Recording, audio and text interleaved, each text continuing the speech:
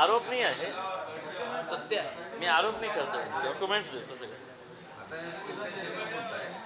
सत्तेवर आधारित कार्यक्रम खरेदी करण्याचा प्रयत्न केला हॉटेलच्या संदर्भात गंभीर पुरावे सादर करून. नाही वेगळा प्रकार. कशाचा आहे? हॉटेलचा आहे? नाही आता हॉटेल नवीन वेगळं प्रकार. वेगळं चला चला आपल्या सर्वांचा धन्यवाद. आज या पत्रकार परिषदेमध्ये उपस्थित राहिल्यामुळे. काही दिवसापूर्वी आपण बघितलं असेल की मीडियामध्ये एक प्रकरण खूप गाजत होता. ते आपले आदरणीय पालकमंत्री संजय शिरसाट साहेब यांच्या बाबतीत. ते प्रकरण खूप गाजल्यानंतर त्यांनी सांगितलं की आता माझ्यासाठी हे प्रकरण संपलेलं आहे, कारण मी माझ्या मुलाला सांगितलेलं आहे की तू याच्यातून बाहेर पड. इनिशियली त्यांनी जे सांगितलं होतं की 5 पार्टनर्स आहे आणि त्यांचं कॉन्ट्रीब्युशन घेतल्यानंतर आम्ही बँकेकडून लोन घेणार आहे. आणि काल त्यांचं एक स्टेटमेंट मी ऐकलं की ज्याच्यामध्ये त्यांनी स्पष्ट नकार दिला की मला याच्या बाबतीत बोलायचं नाही आहे, कारण माझ्यासाठी हे इश्यू संपलेला आहे. आदरणीय शिरसाट साहेबांसाठी हे संपलेलं असेल, पण महाराष्ट्राच्या जनतेसाठी संपलेला नाही आहे. आमची प्रामाणिक इच्छा आहे की शिरसाट साहेबांनी चांगलं काम करावं. आमचे पालकमंत्री आहे, जिल्ह्याच्या विकासामध्ये त्यांनी काम करावं. आणि त्यांनी बोलता बोलता हे पण सांगितलं की आता ज्यांना सखोलमध्ये जायचं आहे ते जाऊ शकतात, त्यांना जे काढायचं आहे ते काढू शकतात.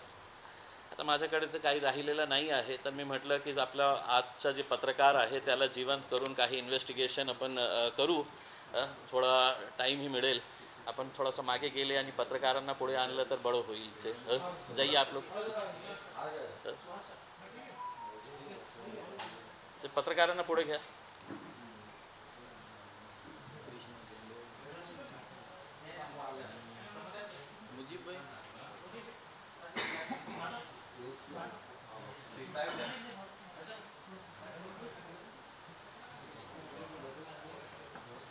कैसे आहे दादा? सुहास. हां, तर मी सखोलमध्ये गेल्यानंतर एक प्रकरण समोर आलेलं आहे, ज्याच्यामध्ये थेट संजय शिरसाट साहेब आणि त्यांच्या परिवाराचा प्रकरण आहे. काय आहे की आमचे खासदार साहेब जे आहे ते दारूची दुकानं उघडत आहे. अनेक दुकानं त्यांनी उघडले. मग या पालकमंत्र्यांना वाटलं की ते दुकान उघडत आहे, मी फॅक्टरी का नाही उभं करू. तर MIDC शेंद्रामध्ये त्यांनी जागा घेतली आणि तिथे ते आपलं आता ते काय काय तयार करणार आहे, कारण मी दारू पीत नाही, दारूच्या विरोधात आहे, तर मला जास्त काही याच्या बाबतीत माहीत नाही. त्यांनी हे समजावून सांगावं की त्यांनी जे लँड घेतलेलं आहे शेंद्रा 5 स्टार इंडस्ट्रियल झोनमध्ये, त्यांनी 21,275 स्क्वेअर मीटर्स लँड घेतलेली आहे. ते बहुतेक मला असं वाटतं की 5 एकरच्या जवळ लँड आहे, जे त्यांना देण्यात आलेली आहे. त्यांना म्हणजे त्यांच्या मुलाला सिद्धांत संजय शिरसाट यांना ते लँड देण्यात आलेली आहे MIDC कडून. आणि ते काय for setting up industrial unit for manufacturing of chemicals for absolute alcohol, rectified spirit and extra neutral alcohol. बहुतेक आपण ही दारू पिणारे नसेल तर आपल्याला हे माहीत नाही आहे.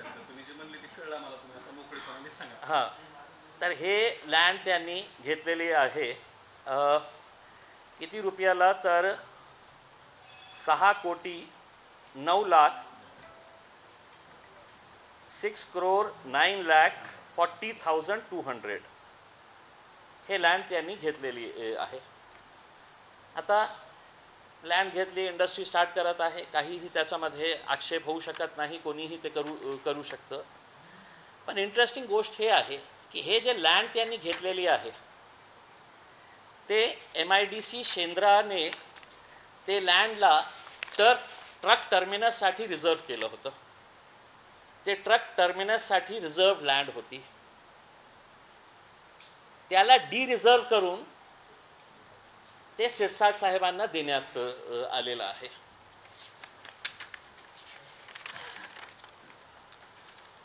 आता त्याचा प्रोसेस काय आहे MIDC कडून की इकडची जे स्थानिक कमिटी असते ते स्थानिक कमिटी बसतं आणि ते निर्णय घेता की आपल्याला हे रिझर्व करायचे आहे आणि याला हे एम्युनिटी प्लॉट होता, शेंद्राचा एम्युनिटी प्लॉट होता. हे सगळे डॉक्युमेंट्समध्ये स्पष्टपणे लिहिलेलं आहे की शेंद्रामध्ये 2 एम्युनिटी प्लॉट्स ट्रक टर्मिनससाठी देण्यात आले होते.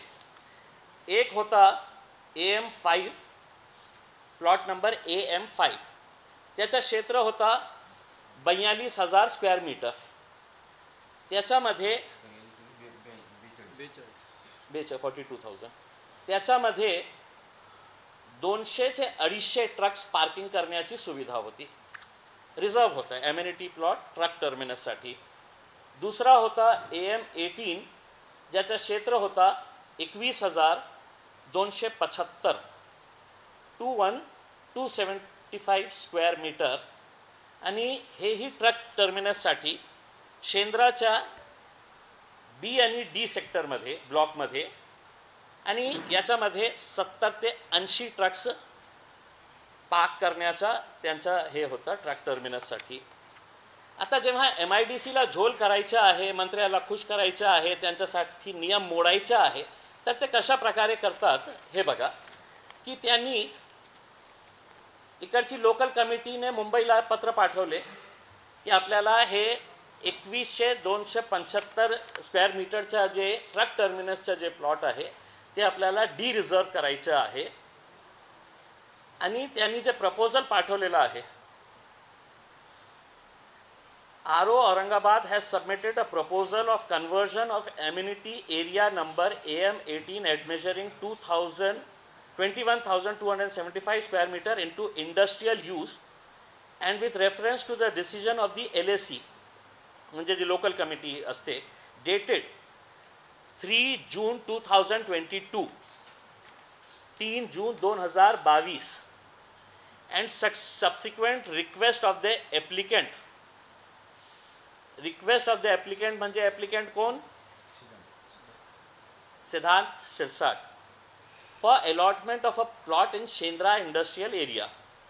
मग हे रिपोर्ट गेल्यानंतर जे एक दुसरी कमिटी असती स्टेट गव्हर्नमेंटची मायनर मॉडिफिकेशन कमिटी, त्यांची मीटिंग झाली 24 ऑगस्ट 2023ला आणि त्यामध्ये त्या मीटिंगमध्ये निर्णय घेण्यात आला की आम्हाला ट्रक टर्मिनसची आवश्यकता नाही आहे. जे A सेक्टरमध्ये हे आहे ते सफिशियंट आहे. तर दुसरा जो ट्रक टर्मिनस आहे ते आम्हाला ते A आणि शेंद्रा एरिया आपण बघितलं असेल तर खूप मोठा एरिया आहे आणि डेली ट्रक्स किती येतात आणि किती जातात, किती पार्किंग होतात. जेव्हा तुम्ही हे म्हणता की 42,000 स्क्वेअर मीटर्समध्ये 200 ते 250 ट्रक्स पार्क होणार हे तुम्ही लिहिलेले आहे. 42,000चं आपण 50% केलं तर किती होतं? 21,000. आता दुसरा प्लॉट जे होता ते 50%चा होता 21,000 स्क्वेअर मीटर्सचा. म्हणजे 42,000 मध्ये तुम्ही 250 ट्रक्स पार्क करणार असेल तर त्याच्या 50% एरियामध्ये 125 ट्रक्स. पण त्यांनी रिझनिंग हे दिली की त्याच्यामध्ये 70-80 ट्रक्सच पार्क होणार होते म्हणून आम्ही त्याला हे रिझर्व करत आहे. त्यांनी ते रिझर्व केले. आता कोणत्या आधारावर हे केलं की त्यांना फक्त एक रिझनिंग द्यायची होती की या 21,000 फक्त 70-80 ट्रक्सच्या पार्किंग होते म्हणून आम्हाला हे ते रिझर्व करायचं आहे. ठीक आहे, ते त्यांनी पास केलं. पास केल्यानंतर आता इंटरेस्टिंग प्रामाणिक इच्छा आहे की आपण याच्या बाबतीत लक्ष घातलं. 2023 ऑगस्टमध्ये हे रिझर्व झालं. मग प्रायोरिटी लँड अलॉटमेंट म्हणजे प्राधान्याने हे लँड देण्यात यावं. कोणाला देण्यात यावं तर सिद्धांत संजय शिरसाट. कशासाठी? कंपनी नेम काय आहे तर कॅमिओ डिस्टिलरीज प्रायव्हेट लिमिटेड.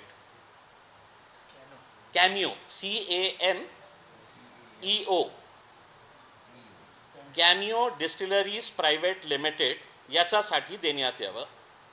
आणि ते काय तयार करणार आहे तर केमिकल्स तयार करणार आहे, याच्यामध्ये त्यांनी लिहिलेलं आहे. लँड किती पाहिजे त्यांना? ऑगस्टमध्ये हे झालं डी रिझर्व. आणि लँड किती पाहिजे? जितकं लँड डी रिझर्व करण्यात आलं एक्झॅक्टली तितकंच लँड त्यांना पाहिजे. डी रिझर्व किती करण्यात आला? 21,275. आणि साहेबांना लँड किती पाहिजे तर लँड रिक्वायरमेंट आहे, required land size 21,275 square metres. म्हणजे जितकं लँड डी रिझर्व तितकंच लँड साहेबांना पाहिजे. अच्छा, याच्यातून इंटरेस्टिंग माझ्याकडे काय आहे, माझ्याकडे काही नाही आहे.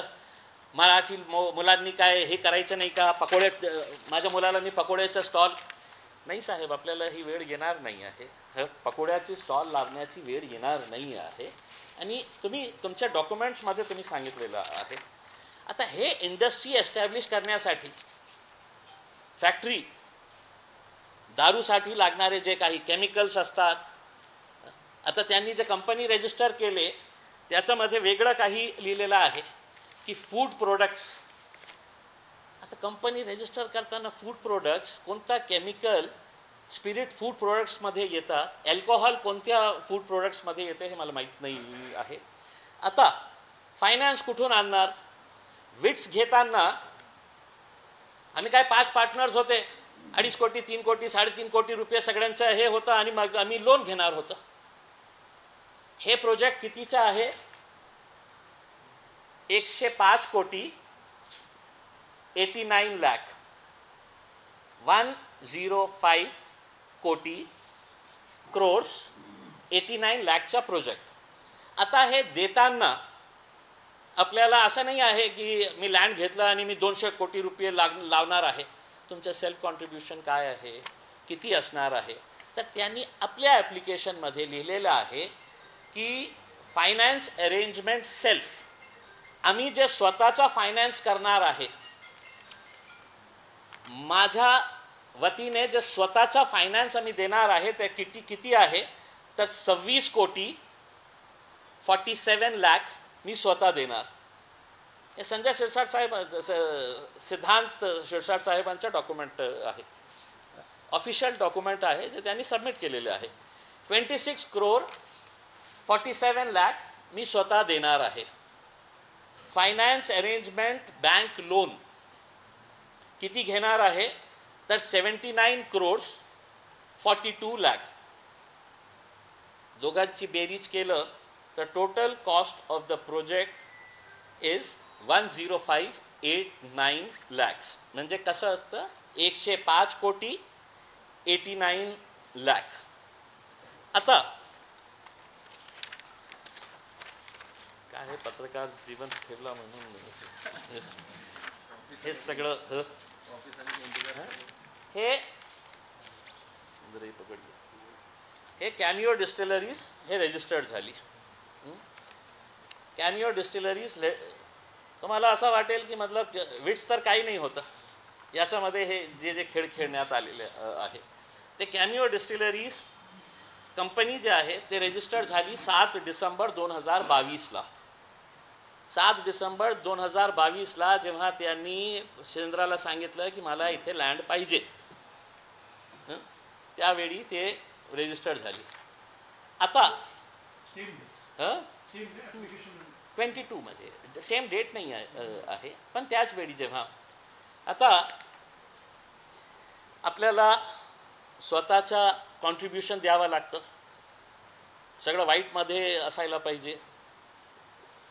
किती द्यायचं आहे त्यांना?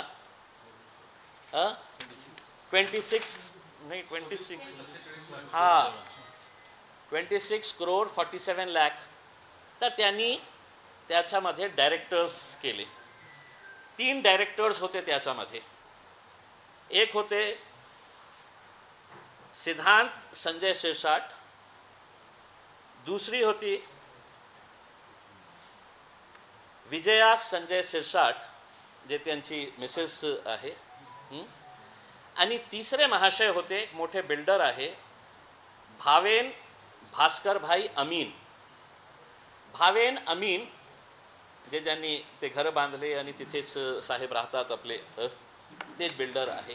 ते डायरेक्टर होते याच्यामध्ये. कंपनी जेव्हा त्यांनी इनकॉर्पोरेट केली, कशासाठी केले हे भावेन अमीनला याच्यामध्ये आणण्याचं कारण काय आहे? कारण 26 कोटी तर आम्ही दाखवू शकत नाही आमच्याकडे आहे, कारण की आपण तर गरीब आहे. तर फायनान्शियल जे पेपर्स लागतं ते कुणाचे दाखवले? भावेन अमीनचे. आता हे मोठा बिल्डर आहे भावेन अमीन. आणि हे भावेन अमीन साहेब जे आहे ते डायरेक्टर होते. ऑगस्टमध्ये हे झालं डीरिझर्व. सप्टेंबरमध्ये त्यांनी तातडीने हे करा, अलॉट करा लँड. ते नोव्हेंबर 2023मध्ये जेव्हा लँड अलॉट झाली तर भावेन अमीन बाहेर पडले. ते डायरेक्टर राहिले नाही. ते फक्त कागदापुरती होते की डॉक्युमेंट दाखवण्यासाठी की माझा फायनान्शियल हे बघा इतकं आहे. 6 कोटी जे लँड आपल्याला विकत घ्यायचे आहे, 6 कोटीपेक्षा जास्त, ते आम्ही यांच्या डॉक्युमेंटच्या आधारावर. आता हे अमीन साहेब काय केलं? भावेन अमीनने, चांगलं बिल्डर आहे, तर त्यांनी रिझाईन केलं. नोव्हेंबर 2023मध्ये रिझाईन केलं, बाहेर पडले कंपनीतून. आता 2च डायरेक्टर्स राहिले. लेटेस्ट कालचा तुम्ही कंपनीचा हे घेतलं तर तुम्हाला कळेल की 2च डायरेक्टर्स राहिलेले आहे. आदरणीय पालकमंत्री संजय शिरसाट साहेबांची पत्नी विजया संजय शिरसाट आणि दुसरं सिद्धांत संजय शिरसाट, हे याच्यामध्ये राहिले. प्रश्न हे येतो की जे आपण मी जेव्हा हे बोललो होतो की संजय विट्स विकत घेताना की 5 पार्टनर्स होते, त्यांनी पैसा इकट्ठा केले, 2-2, 3-3 कोटी रुपये आणले आणि ते मग बँकाकडून घेणार होते. त्यामध्ये त्यांनी सांगितलेच नाही की एक तर सिद्धांत शिरसाट होतं आणि दुसरं भागीदार जो होतं ते त्यांची पत्नी होती, ज्याच्यामध्ये त्यांनी रितसर 2.5 लाख रुपये त्यांनी टाकले होते. कॅमिओ डिस्टिलरीजमध्ये भागीदारी डायरेक्टर होण्यासाठी त्यांनी आपल्या अकाउंटमधून 2 लाख रुपये टाकले. ज्या सिद्धांत मटेरियलने विट्स घेतली होती त्याच्यामध्ये त्यांची पत्नीही होती. म्हणून माझ्यासाठी हे संपलेलं आहे. नाही संपलेलं आहे, काही उत्तर द्यावं लागणार ना. पालकमंत्री आहे आपण, असं थोडी असतं की तुम्ही बोललं की प्रकरण संपलं. काही उत्तर द्या तुम्ही. मग तुमची पत्नी याच्यामध्ये भागीदारी होती का नाही होती? होती. डॉक्युमेंट्स आहे त्याच्यामध्ये. आणि तुम्ही तुमच्या ॲफिडेव्हिटमध्ये दिलेले आहे. तुमच्या जे ॲफिडेव्हिट आहे त्याच्यामध्ये तुम्ही दिलेले आहे.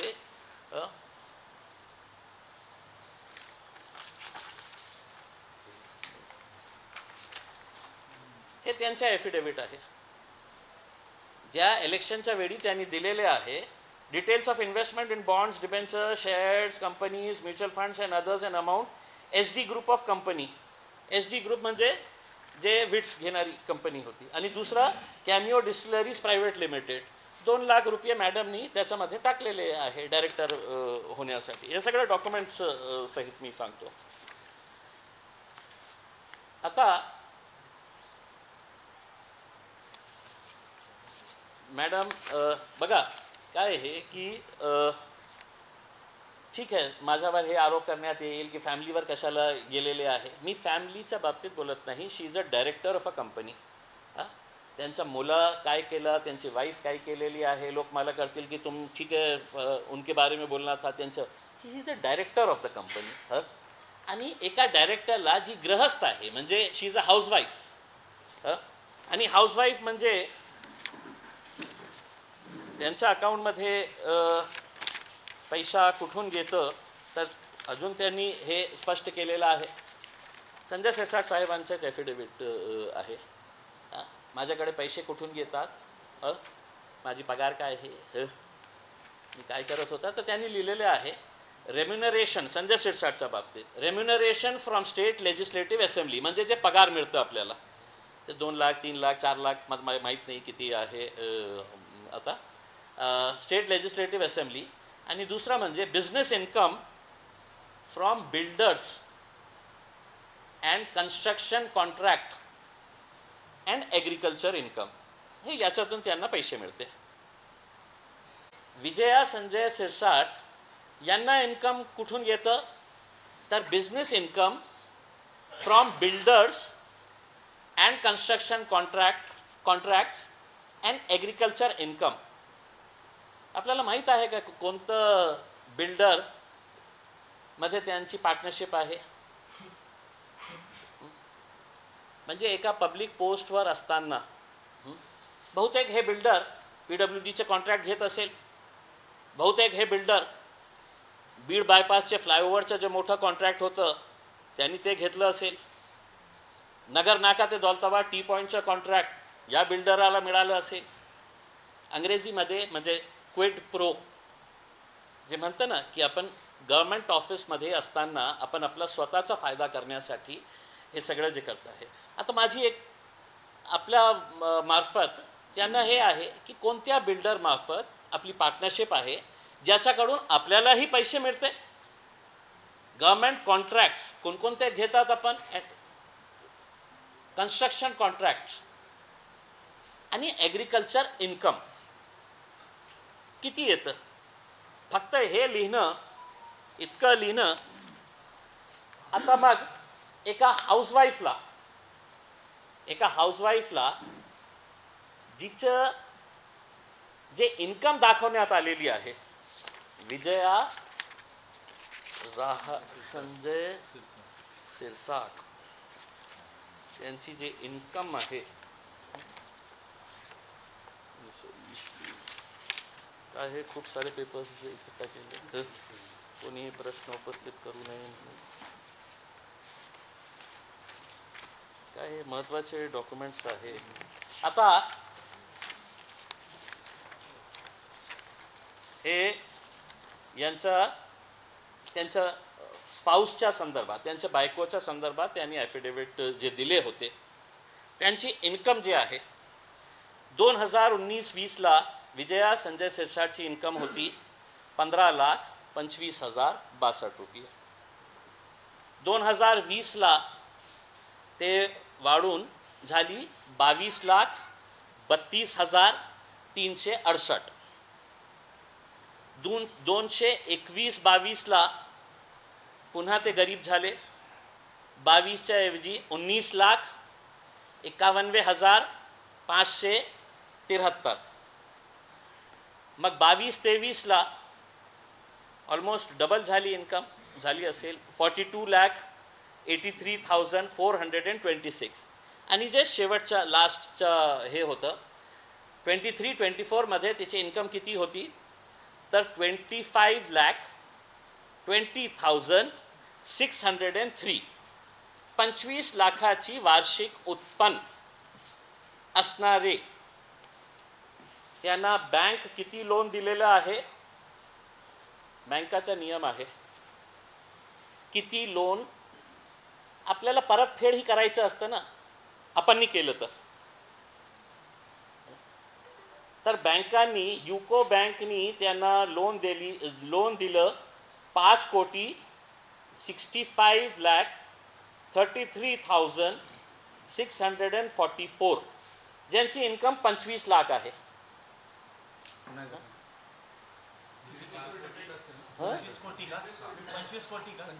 नाही 25 लाख इन्कम आहे. आणि युको बँकनी त्यांना लोन दिलेली आहे 2 वेळा. आता ते हे केलं तर 5,65,33,644. म्हणजे काहीतरी आपण गहाण ठेवलं असेल, काहीतरी दिलं असेल, मॉर्टगेज केलं असेल, आणि अनसेक्युअर्ड लोन्स म्हणजे जे मित्रांनी दिलं असेल काही तुमच्याकडे जे काही असेल तर ते किती आहे तर 6,6,91,19,370 म्हणजे हे सगळं सेक्युअर्ड आणि अनसेक्युअर्ड लोन्सला आपण हे ॲड केलं तर मॅडमच्या नावाने किती लोन आहे तर 12,56,53,013 रुपये. मी आकडे सांगतो आपण लिहा 125653,013 हे इतकं लोन त्यांच्यावर आहे. आता हे जे एरिया आहे जिथे मी काल जाऊन आलं दारूच्या फॅक्टरीच्या मला माहीत नाही आहे ते माझ्या माहितीप्रमाणे अल्कोहोल म्हणजे अल्कोहोल दारूला म्हणतं ॲब्सोल्यूट अल्कोहोल आणि स्पिरिट आणि केमिकल शाळा उघडली असती तर समजलं असते समाजासाठी काही चांगलं काम करायचं होतं. एक म्हणतं की दारूचं दुकान आहे तर मी त्याच्यापेक्षा मोठा आहे ना तर मी तर फॅक्टरीच उघडणार.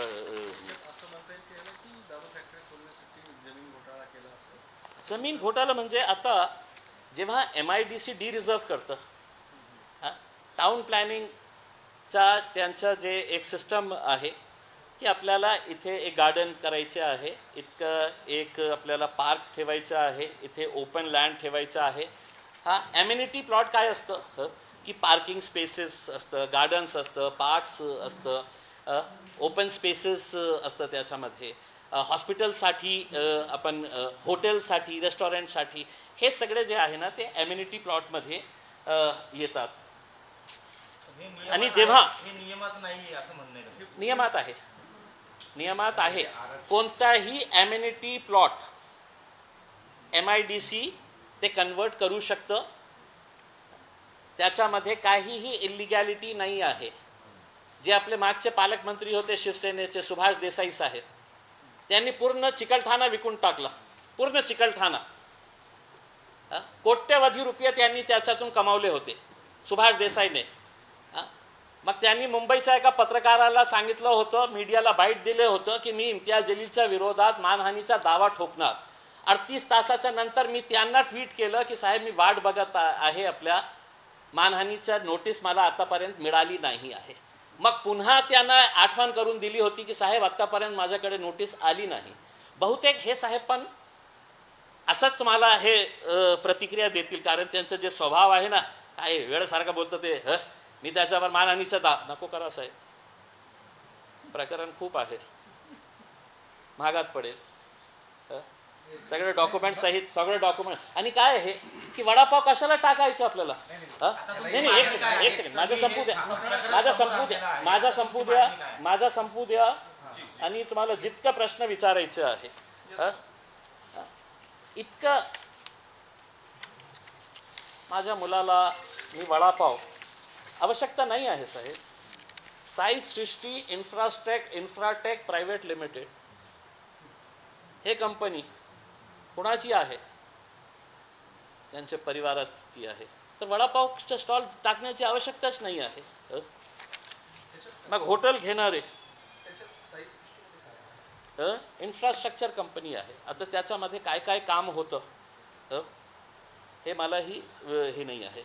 Shirsat hotels and resorts private limited हे आली का बाहेर म्हणजे इतकं मोठं असून सुद्धा त्याच्यामध्ये डायरेक्टर्स कोण कोण आहे तर कशाला आपल्याला हे Shirsat hotels and resorts private limited याच्यामध्ये ही डायरेक्टर्स जे आहे हर्षदा संजय शिरसाट तुषार संजय शिरसाट म्हणजे सगळं परिवार इतकं मोठा असून सुद्धा वडापाव टाकण्याची काय आवश्यकता आहे. वडापाव गरीब लोकांसाठी आहे. साई सृष्टी इन्फ्राटेक प्रायव्हेट लिमिटेड ठीक आहे तुम्ही कंपनी स्टार्ट करा त्याच्यामध्ये काहीही आम्हाला हे नाही आहे. याचे डायरेक्टर कोण आहे सिद्धांत संजय शिरसाट आणि एक दुसरं एक आहे स्वप्नील राजेंद्र बागडे. हे मोठे मोठे लोक आहे. आता जे कॅमिओचं जे आपण दिलेलं आहे की कॅमिओमध्ये आपण हे टाकणार आहे, तर मी MIDCला प्रश्न विचारतो की त्यांचं जे डॉक्युमेंट आहे त्याच्यामध्ये त्यांनी काय लिहिलेलं आहे. Cameo distilleries private limited it is involved in manufacture of other food products. Other food प्रोडक्ट्सच्या नावाने तुम्ही कंपनी रजिस्टर केली आणि तयार काय करत आहे. अल्कोहोल फूड प्रोडक्टमध्ये येत नाही साहेब, स्पिरिट फूड प्रोडक्टमध्ये येत नाही. बहुतेक आपण हे केलं आणि याच्यामध्ये काही सबसिडी उचलायची असेल काहीतरी पॉपकॉर्न तयार करून, तर हे सगळं प्रकरण जे आहे. आता माझी मागणी हे आहे की विट्समध्ये तुम्ही सांगितलं की मला आता काही देणं घेणं नाही आहे. आहे तुमचं देणं घेणं. तुम्ही जे 68 कोटी रुपयेमध्ये घेतलं तर आपला सेल्फ कॉन्ट्रीब्युशन तुम्हाला द्यावाच लागणार होता. 5 पार्टनर्स होते. आत्तापर्यंत त्यांनी सांगितलं नाही की ते 5 पार्टनर्स कोण होते, त्याचं नाव सांगा. फक्त एकच नाव चाललेलं होतं. मी दुसरं नावही सांगितलं, त्यांच्या घरातले आहे. तिसरा चौथा पाचवा कोण होतं, मग त्याचं सेल्फ फायनान्सिंग. एक मर्तबा पकडे गए तर कलेक्टर महाशयचं जे माणूस आहे ते SDO ते म्हणतं आता 20 लाख रुपये आम्ही त्याचं फोरफिट करू. वा रे वा, सगळं मदत केली. 2 कोटी रुपये हे लोकांनी खाल्ले याच्यामध्ये कलेक्टर ऑफिसच्या अधिकाऱ्यांनी शिरसाटांकडून ते सगळं मॅनेज करण्यासाठी. आणि हे झाल्यानंतर आम्ही 20 लाख रुपयाची फोरफिट करणार आहे. 2022च्या 23च्या हे होतं असेसमेंट होतं. ते SDMला विचारू का मी, तुमच्या घर 2022च्या रेटने आम्हाला विकता का तुम्ही. ॲप्रिसिएशन होतं. आता यामध्ये त्यांनी स्वतः लिहिलेलं आहे. डायरेक्टर्स 2च आहे, तिसरा नाही, चौथा नाही, पाचवा नाही. हे बोलण्याचा तुम्हाला हे काही राहिलेलं नाही आहे की 5 पार्टनर्स होते, आता आम्ही सगळं जमा करणार होते 2-2 कोटी रुपये. नाही, 2च डायरेक्टर्स आहे. एक तुमचा मुलगा, दुसरी तुमची पत्नी. किती पैसे सेल्फ फायनान्स करणार होते, तर 26 ना, 26 कोटी. 26 कोटी. आता हे जनतेला सांगून द्या की कुठून आणणार होते, कोण तुम्हाला लोन देणार होते, कोणत्या आधारावर देणार होते.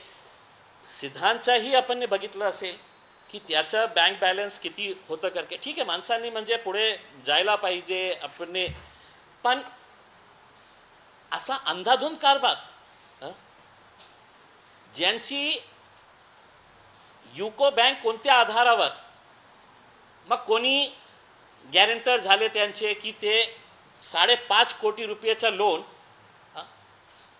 तुम्हाला मिळू शकतं का. तुम्ही विचार करा की 25 लाख तुमची वर्षाची इन्कम आहे, 5 कोटी रुपये तुम्हाला युको बँक देऊ शकतं का. तर हे जे सगळं प्रकरण आहे, मला काही होत नाही, मला काय करणार आहे. एकनाथ शिंदे माझे जवळचे आहे. मग देवेंद्र फडणवीस साहेबांनी तर चष्मा घातलेला आहे, त्यांच्या चष्म्यावर पट्ट्या लागलेले आहे. भ्रष्टाचार मुक्त महाराष्ट्र, भ्रष्टाचार मुक्त महाराष्ट्र. तर याचे काही प्रश्न मी उपस्थित केलेले आहे की हे लँड फक्त आणि फक्त शिरसाट साहेबांच्या मुलाला देण्यासाठी ते डिरिझर्व करण्यात आलेलं आहे. माझी तक्रार इंडस्ट्रीज असोसिएशनच्या विरोधासुद्धा आहे. फक्त नेत्यांना रिबिन कापण्यासाठी आणि त्यांच्या समोर लोटांगण करण्यासाठी नाही आहे. इंडस्ट्रीज असोसिएशनची जबाबदारी आहे ही कोणत्या आधारावर तुम्ही डिरिझर्व करत आहे. आणि जे डॉक्युमेंट्स आपल्याला दिसत आहे त्याच्यातून स्पष्ट होतो की मागणी केली, शिरसाट साहेबांनी MIDC पूर्ण लागला कामाला आणि त्यांनी ते सगळं डिरिझर्व करून टाकलं. आणि MIDC कडून अपेक्षा काय करू शकतो आपण. जे RO होते त्यावेळचे चांगले ऑफिसर होते, जे इलेक्शनमध्ये रिटर्निंग ऑफिसर पण होते, जे पहिलेवाले होते. आता फक्त एक कनेक्शन मी सांगतो. ते जे समजा गिरासे साहेब गिरासे साहेब रिजनल ऑफिसर होते. आता गिरासे साहेब इलेक्शन ऑफिसर होते. मी माझ्या सगळ्या तक्रारी जे माझ्या विरोधात लढणारे भाजपचे कॅन्डिडेट होते, अतुल सावे साहेब, सगळे माझ्या तक्रारी त्यांच्या समोर गेले होते. इन्क्वायरी करत होते ते ऑफिसर. काही दिवसानंतर आम्हाला कळलं हेच गिरासे साहेब आता अतुल सावे साहेबांचे OSD झालेले आहे. आता तुम्ही बघा की कुणाकडून आम्ही अपेक्षा ठेवू. बहुतेक देवेंद्र फडणवीस साहेबांनी सांगितलं असेल याच्यामध्ये काही करायचं नाही, तू त्याच मंत्र्यांचा OSD व्हा. असं होतं का? झालं पण असं. आता माझी मागणी हे आहे की MIDCने स्पष्ट करून सांगावं की कोणता कंपेलिंग रिझन होतं की ज्याच्यासाठी तुम्ही हे रिझर्व केलं. आणि MIDCने दुसरं एक उत्तर आम्हाला हे द्यावं की मागच्या 3-4 वर्षापासून अनेक जे जेन्युन इंडस्ट्री उभे करायची होती त्यांना प्रामाणिकपणे त्यांनी MIDCकडे अर्ज केले होते की आम्हाला शेंद्रामध्ये लँड पाहिजे. आणि त्यांना उत्तर देण्यात आलं होतं की आमच्याकडे 1 इंची जागा आता उपलब्ध आहे नाही आहे. 1 इंची जागा. आता MIDCने किती लोकांचे अर्ज असे आले होते आणि किती लोकांना सांगितलेले आहे की आमच्याकडे जागा शिल्लक आहेच नाही. मग हे तुमचे जावाई होते का की ज्यांच्यासाठी तुम्ही जागा तयार करून दिली की नाही ट्रक कुठेही उभे राहतील, आम्हाला काही देणं घेणं नाही आहे. आणि माझी हात जोडून माझे पालकमंत्री साहेब त्यांच्याकडून अपेक्षा हे आहे की या प्रकरणामध्ये जे 24, 25, 26 कोटी रुपये आपण सेल्फ फायनान्स करत होते ते कुठून आणणार होते? कोण तुम्हाला या 2 डायरेक्टर्सचा बँक बॅलन्स आणि बँक शीट इतकी स्ट्रॉंग आहे की कोणत्याही बँकेने दिलं असतं 26 कोटी रुपये. मग एक तर तुम्ही ॲफिडेव्हिटमध्ये खोटं सांगितलेलं आहे किंवा तुम्ही तुमच्या मुलाचं जे रिटर्न फाईल झालेलं आहे ते खोटं फाईल केलेले आहे. नाहीतर इतके पैसे कोणी देणार, कशा देणार? हे जे पैसे 12 कोटी जे मॅडमच्या नावाने आहे आणि त्याच्यामध्ये 7 कोटी रुपये जे अनसेक्युअर्ड लोन्स आहे ते कोणी दिलेले आहे, हँड लोन कोणी दिलेले आहे, हे सगळ्यांचा ट्रेल इन्कम टॅक्सनी घ्यावा. इन्कम टॅक्सनी त्यांना विचारावं की हे. तर आता सगळे एजन्सीज जे आहे ना, बहुतेक मला भीती हे आहे की इन्कम टॅक्स मला विचारतील की हे डॉक्युमेंट्स कुठून आणले. ED माझ्याकडे येऊ शकतं, तू कशाला हे प्रश्न. अच्छा, दुसरे कोणी असले असते तर CBI, ED, IT सगळं कामाला लागले असते. आता हे प्रकरणही आपण घेतलं ना विटचा, इतकं सोपं नाही आहे. म्हणजे पकडे गया तर नाही, मेरा नहीं है, कुछ भी नहीं, हम ठीक है, बंद कर दे रहे उसको फाईल, असं झालेलं आहे. म्हणजे एका अँटी करप्शन ब्युरोने कोणा अधिकाऱ्याला पकडायला गेलं, रेड हँडेड पकडलं त्याला, आणि पकडल्यानंतर ते म्हणतात नाही साहेब, ले लो ना पैसे वापस कर दे रहा मैं करके. असं प्रकरण झालेलं आहे. तर हे एक मोठं प्रकरण आहे. अजून एक 2-3 नेत्यांचे, मोठे नेत्यांचे प्रकरणच्या स्टडी करत आहे. थोडी चिंता हे आहे याच्यासाठी की आता आमदार नाही, खासदार नाही आहे, तर अधिकारी जितकं डॉक्युमेंट्स देण्यामध्ये जे आनाकानी करत आहे तर ते त्याच्या मागेही लागलेलं आहे. बहुतेक 4-8 दिवसामध्ये काहीतरी त्याच्यामध्येही निघेल आणि मग पुन्हा भेटू. आपले काही प्रश्न असतील तर विचारा.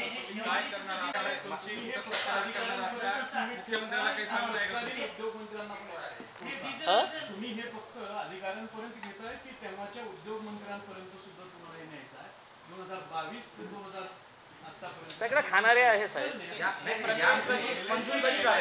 प्रकरण मंजूर पालकमंत्री असताना झालं का त्यापूर्वी झालं? संजय शिरसाट हे दोघेही एका पक्षात गेलेले होते. त्या अर्थाने मी तुम्हाला असं विचारतोय की तुमचं म्हणणं फक्त अधिकाऱ्यांना अधिकाऱ्यांपुरतं सीमित आहे का तुम्हाला ते पुढे एक्सटेंड मंत्र्यांपर्यंत नाही 100% याच्यामध्ये जे मंत्री आहे तेही सामील आहे.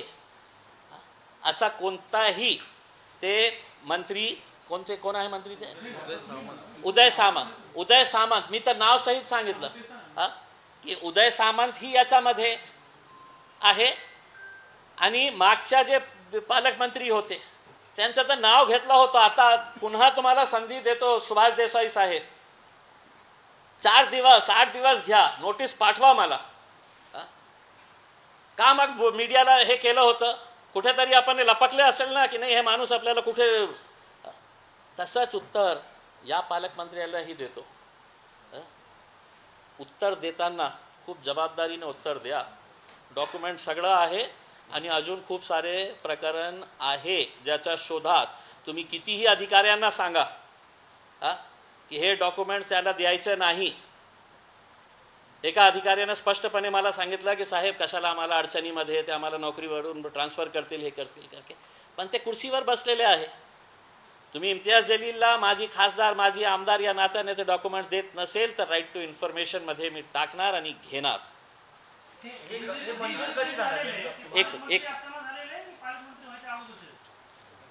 नाही हे जे पालकमंत्री कधी झाले ते 2025 हां तर ते त्याच्या अगोदरचं 22, 23, 24 हे सगळं सुरू होतं.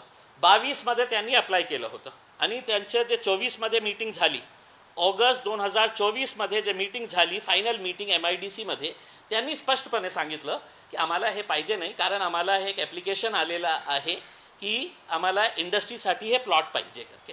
त्यांनी आपल्या याच्यामध्ये सांगितलेले आहे. तर बहुतेक ते आमदार होते त्यावेळी. एक सेकंड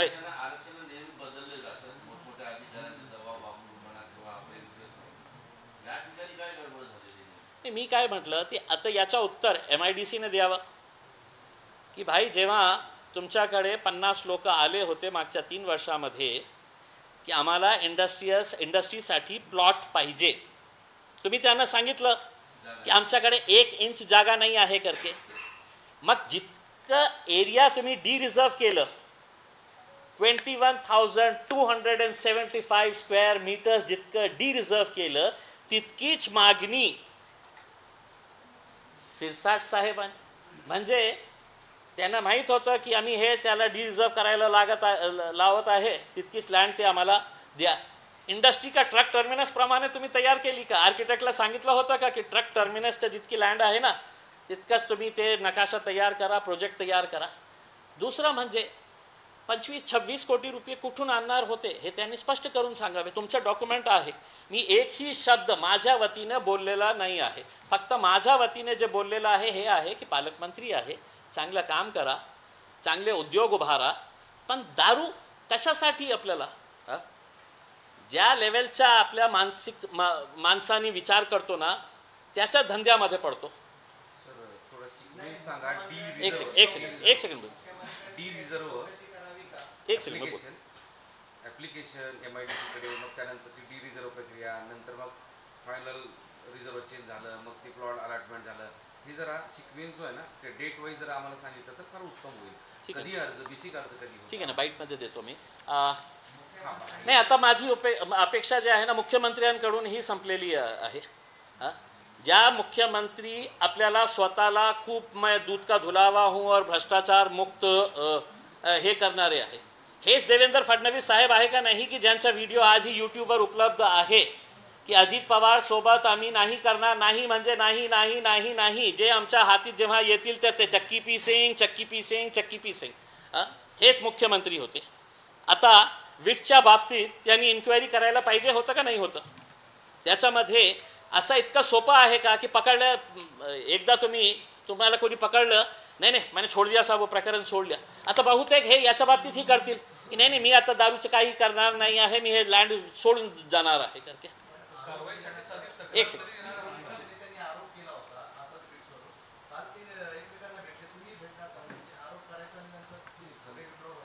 मी तर आता समोर आलेलं आहे आणि मी प्रामाणिकपणे मी भेटो किंवा नाही आता हे केस कुणाच्या हातात दिलेला आहे? मी इन्कम टॅक्सला सांगतो याची चौकशी करा.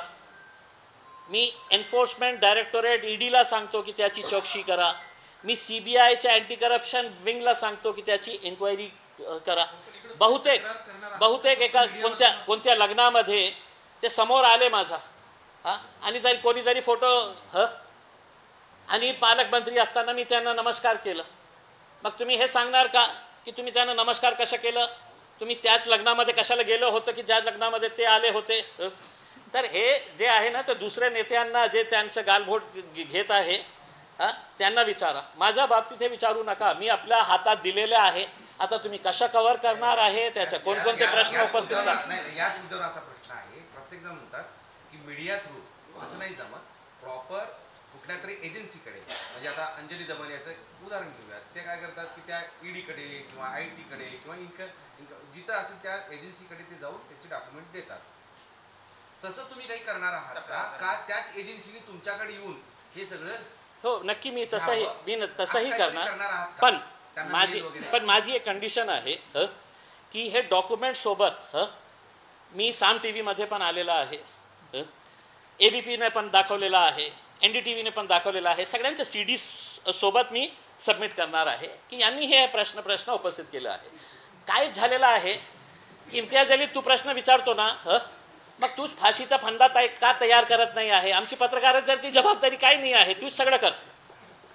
मी तुम्हाला शब्द देतो की मी जेव्हा एजन्सीकडे जाणार तर माधव सावरगावेला मी सोबत घेऊन जाणार आणि तुमच्या चॅनलचा CD ही सोबत घेऊन जाणार की तुम्ही दाखवलेला आहे, सगळ्या चॅनल्सनी दाखवलेलं आहे, सगळं प्रिंट मीडियामध्ये आलेलं आहे, सगळं YouTube चॅनल्सनी दाखवले, सगळ्यांचा CD तयार करून मीडियाचे क्लिपिंग्स तयार करून तर कृपा करून मी सांगितलं होतं तुम्हाला इन्स्पिरा नावाची एक कंपनीमध्ये कसा झोल झाला होता. इन्स्पिरा जे MIDC कडून त्यांनी 700 रुपयामध्ये घेतलं आणि आज ते किती रुपयामध्ये ते विकत आहे लँड. इन्स्पिराचे ओपन प्लॉटिंग ते करत आहे MIDCच्या.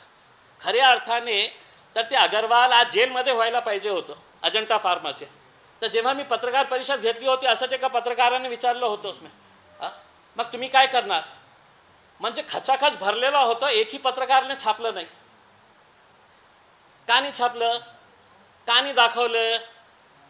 का फक्त इन्स्पिरा अजंठा फार्माचा मोठा माणूस आहे, पैसेवाला आहे,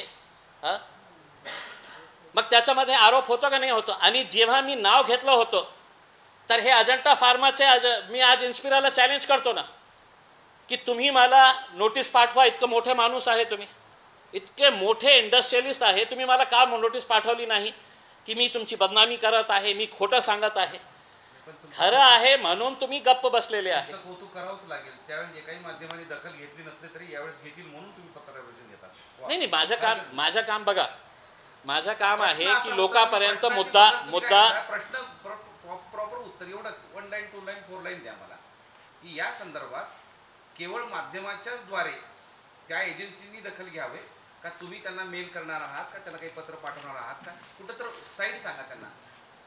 मला काय आहे की आपल्या सर्वांचा खूप खूप धन्यवाद यासाठी देतो की विट्स हॉटेलचं प्रकरण आपणनी गाजवला, आपणनी दाखवला म्हणून हे प्रकरण इतकं मोठं झालं. नाही तर हे प्रकरण सुभेदारी गेस्ट हाऊसच्या एका हॉलमध्येच राहिलं तर ते कोण त्याची दखल घेणार आहे? माझी अपेक्षा हे आहे की आपण दोघांनी समाज हितासाठी आपण संजय शिरसाटला सांगा की त्या जागेमध्ये चांगली शाळा उभे करा आपल्या समाजाच्या मुलांसाठी, गोरगरीब मुलांसाठी. दारूच्या मध्ये काय तुम्हाला मिळणार आहे? आणि वेळ पडली तर नक्की त्याच्या क्लिपिंग्स घेऊन, सगळं CDs घेऊन जे एजन्सीला पाठवण्यात येतील. कारण मी जसं म्हटलं ना की सगळं जे डॉक्युमेंट्स आहे ते सगळ्या डॉक्युमेंट सोबत